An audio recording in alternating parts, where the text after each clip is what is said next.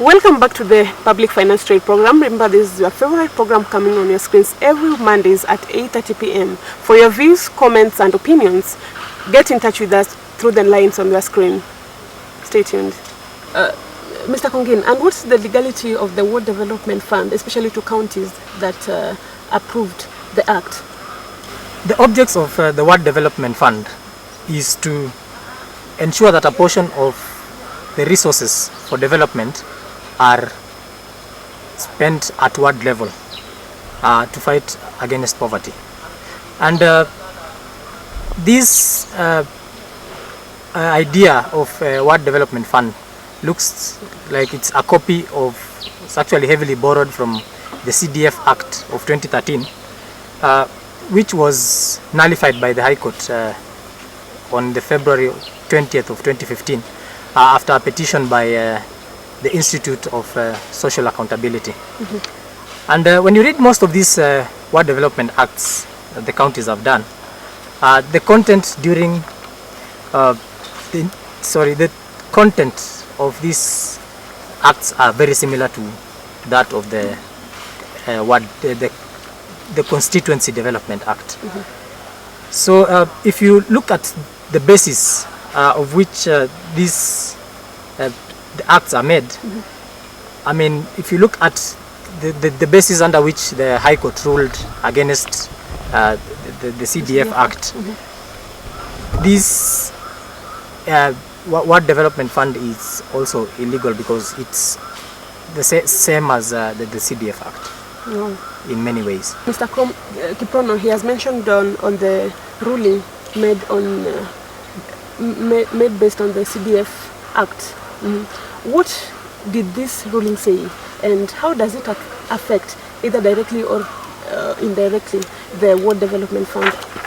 Well, we join the Institute of Economic of Social Accountability, TISA, in welcoming, the ruling. Well, it's late for us welcoming, but the ruling was good.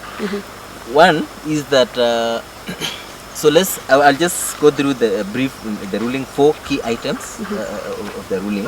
One of them was that the court determined that the process of amending, because this was an amendment of the 2003 Act, so in 2013 this was like trying to introduce some amendments into that Act.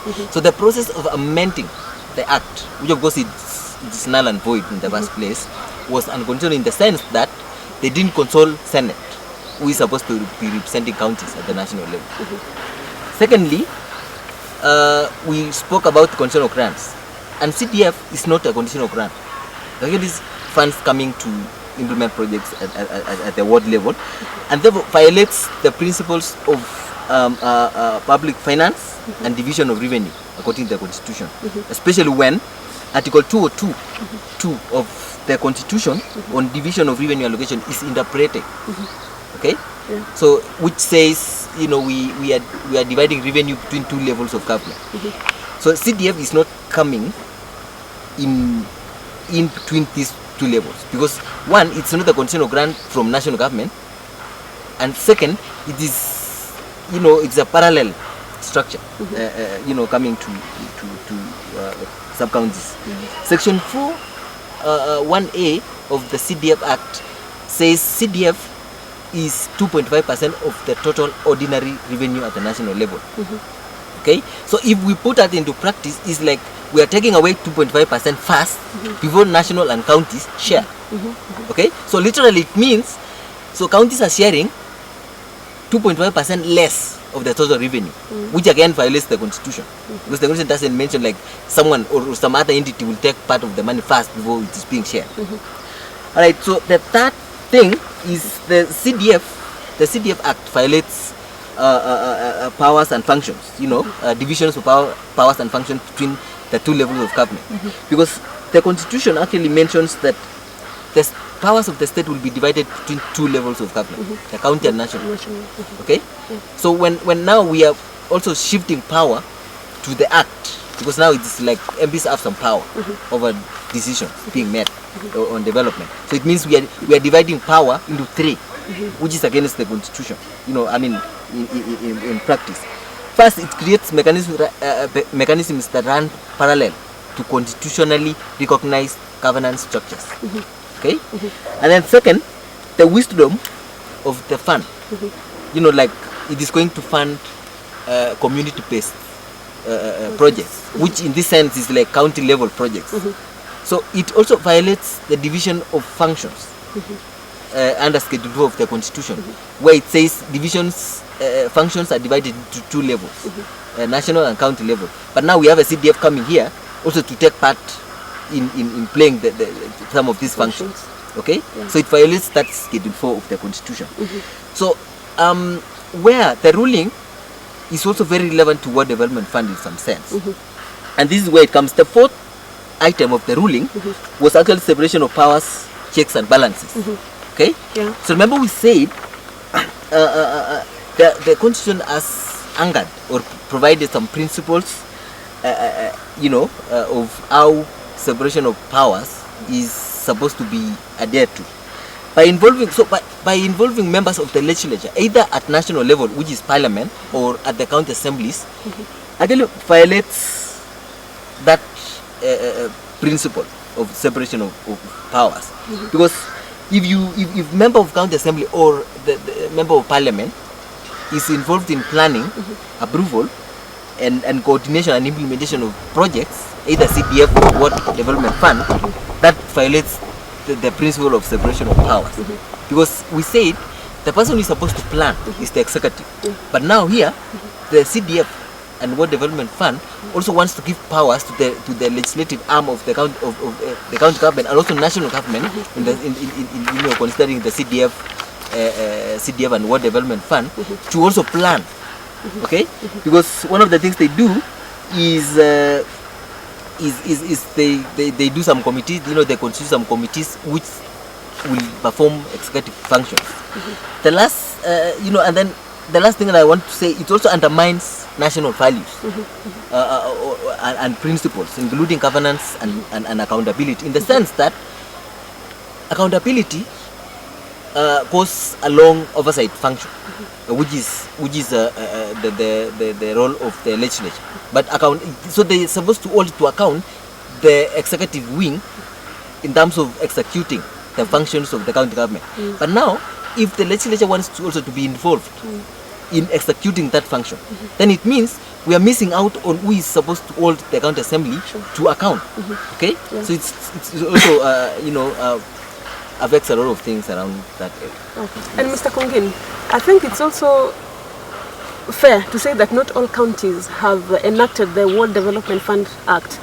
And how different are these counties with those that have enacted this act, especially in line with separation of powers? First, we'll look at those counties which have the Ward Development Fund Act. And for example, a county like Nairobi County and Nairobi City County and these other counties that have the Ward Development Fund Act, you realize that they are members of the legislative arm of the government, which is the county assembly. The elected MCAs are expected to be involved in constituting the ward development committees.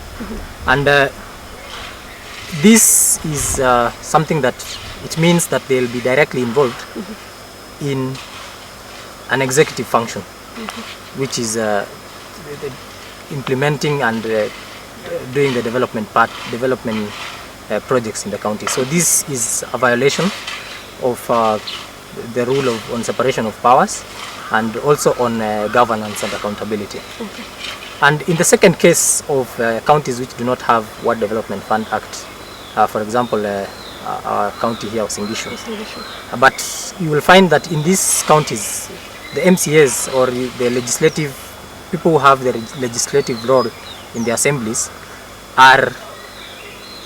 want to be directly involved in the planning and also in the approval and coordination of these roles of implementing these projects. And this is also unconstitutional because it also violates the principle of separation of powers. So most of these counties, whether they have the act or not, as long as the MCAs or the legislative arm of of government is involved in coming up with the projects, that is in the planning and also in the implementation, then they are also going to violate the rule on the separation of powers. Okay. Finally, Mr. Kiprono, and as we wind up, would you just please give us your final comments? Yeah, one of the things that we would want to say is that actually a free advice to members of the public, where, you know, in counties where the MCS wants to be involved directly in executive functions or want to enact the World Development Fund Act, something like that. One of these is, there are several ways we can still cater for what level needs. For example, look at what Elgeyo did, you know, what other counties like, Baringo are doing and something like that. So there are several ways we can do that, as opposed to creating unconditional structures. It is actually our view that the need or the ambitions of legislature to have a World Development Fund is actually nothing less than political, reward scheme, trying to show people like, oh, we have this fund and something like, we are controlling, we are bringing water and something like that. Which of course we said last time, we are punishing our MCs for the wrong reasons. But also they also contribute to large extent to what we measure their performance against.